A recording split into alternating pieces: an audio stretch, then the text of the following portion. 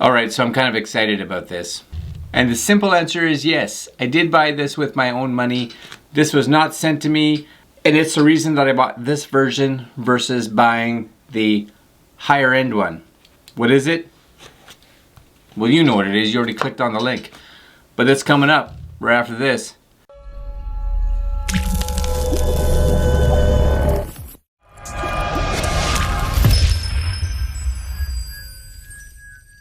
Check it out. Insta360 One. Not the X, because it was like $200 more. And honestly, I was like, I don't know if it's something I'm going to use at all.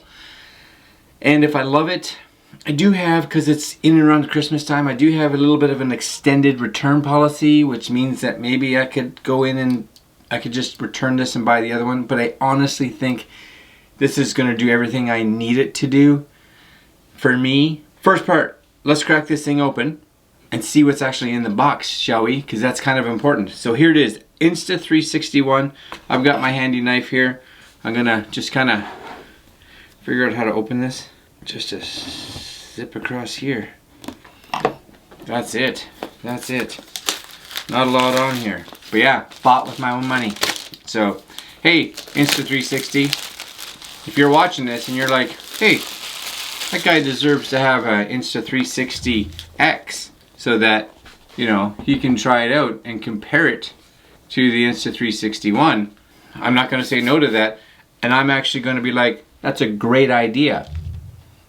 Let's get on that. But I doubt that's going to happen. All right, back down here. So here we go, Insta360 One, the unboxing. All right, let's crack that open.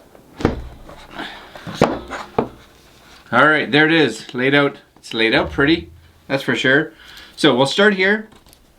It's a nice box. One of the things I've noticed, companies spending more time and effort and energy making sure their boxes look nice, which is excellent. So we got a whole bunch of little things here.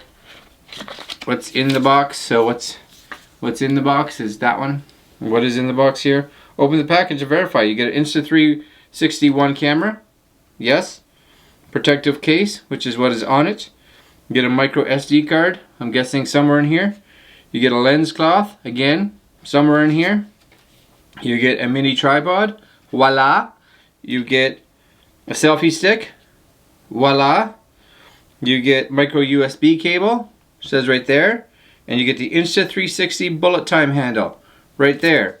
So, the other stuff, look at this. Warning, warning, warning. Safety first. Probably, and I'll read it later, but it's probably talking about bullet time because you're supposed to crank this thing around you, right? And I'm sure they don't want someone just thwapping it in their melon. Because that'll probably be me. Right in the old melon. Yep. Alright, so let's see in here. So here, in this little box, is the cloth, the Insta360 warranty card, the Insta360 quick start guide, nice and thick, which is excellent. I'll probably read all of that. Nope. I'll probably read some of it. Now, of course, for a lot of this to work, we're going to have to download the Insta360 app, which I will do shortly. And my guess is on the back, and I could be right, I could be wrong, there's these little, you know, QR codes. So I'm going to scan that, see where it takes me, see what it does. But what it does say is SD card. So out of all this, is there an SD card in here somewhere? Things are in here snugly, that's for sure. So just so you know, if you decide you're going to return this, make sure it's not a company that's going to look at the box and realize that you damaged all the boxes trying to take them out of the case. So this one says cable. I'm still looking for the supposed US.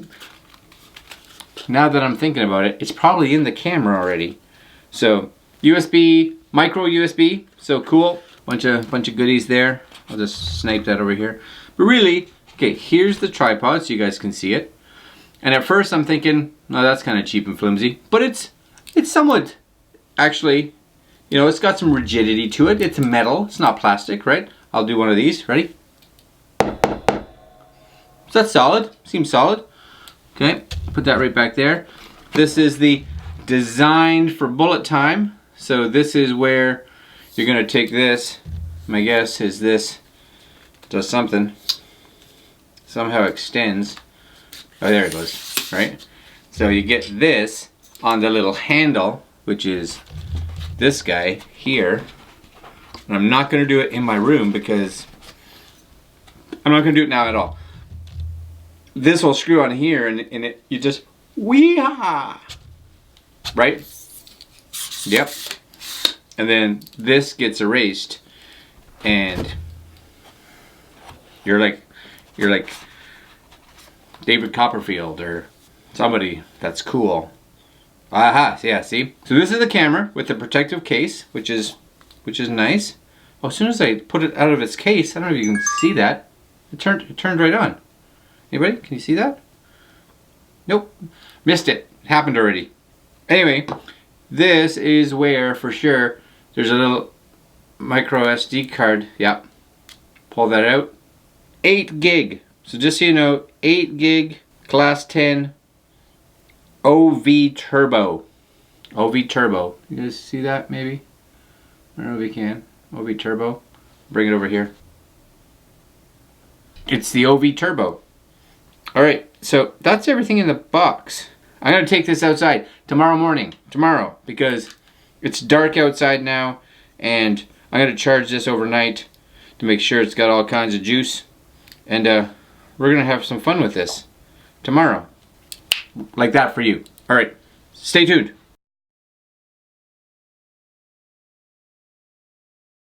Okay, so we're back. And I've had a chance to go out and try the Insta360 One. And you know, I do like this little case. I'm going to have to say I like the little case. It only slides in one way, which is cool. I like the fact that where this camera can connect to, say, your iPhone, it just has like a little snap button on it. And the little adapter pops out. Well designed without question. It only goes back into the case one way, so if you have to push it too hard, the chances are it's not, you don't have it going in the right way, like me having all kinds of issues right now. There it is. So let's talk about usability.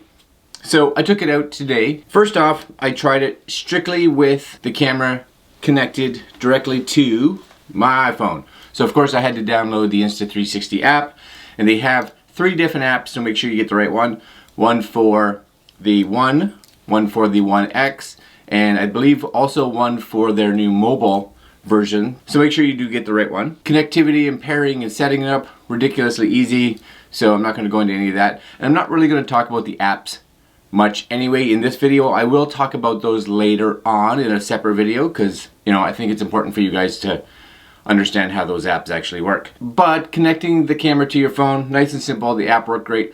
One of the things that you would expect is because it is connected to your phone, 360 wise, you only get distance really of how far your arm can go out. If you want yourself in the whole shot, that's when something like this becomes really important.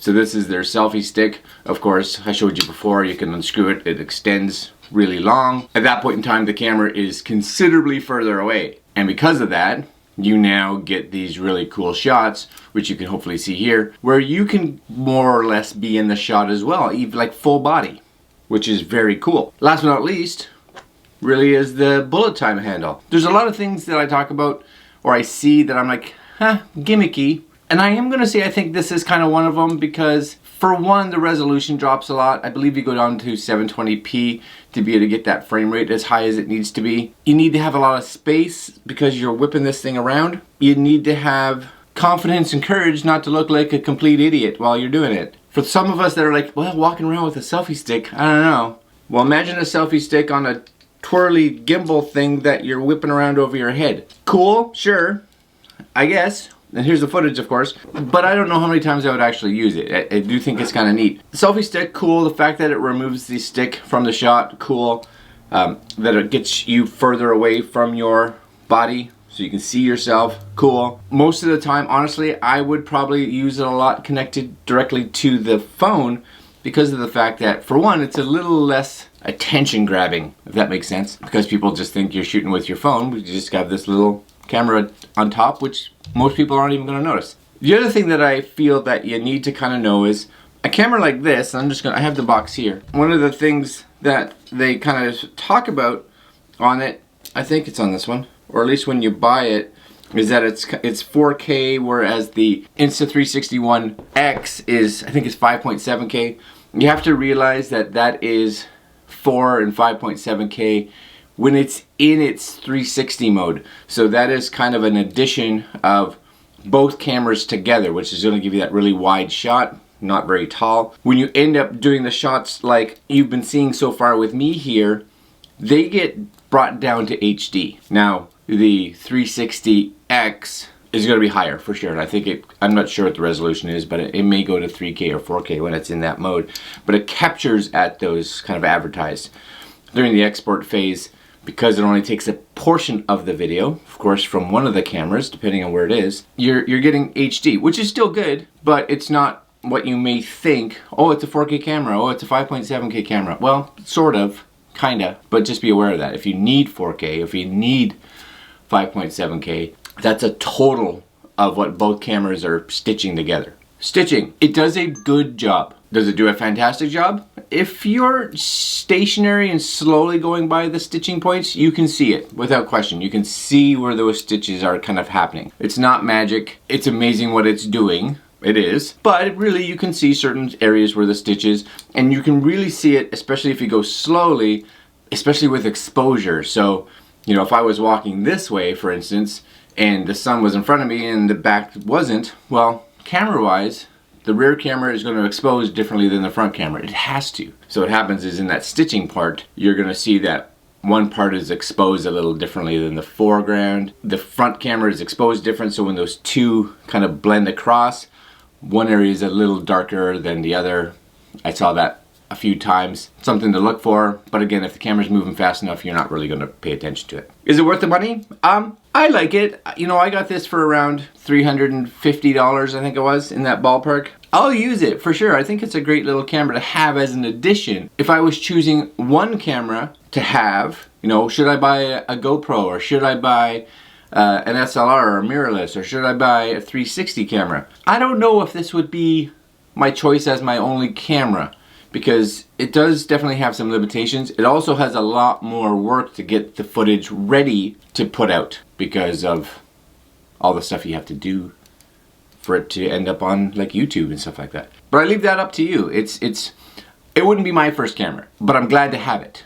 It's one that I wanted for a while. I'm gonna get into more stuff in a future video. I'm gonna go into the app, how the app works, so you guys can see it. And I'm also gonna go into the desktop app, which is actually what I have used primarily to get the footage ready that you guys have seen, because I like working on a computer more so than I like working on a phone. But that's it. I'm gonna leave you guys there for today. So this is the Insta360 One, not the X1. And if you would like maybe a version for yourself, I will put a link down below so where you can go get one. And I'm gonna leave you there. All right, my friends, like, comment, share. And as always, subscribe, because subscribing always helps. And we will see you again in the next video. Later. Have a good one.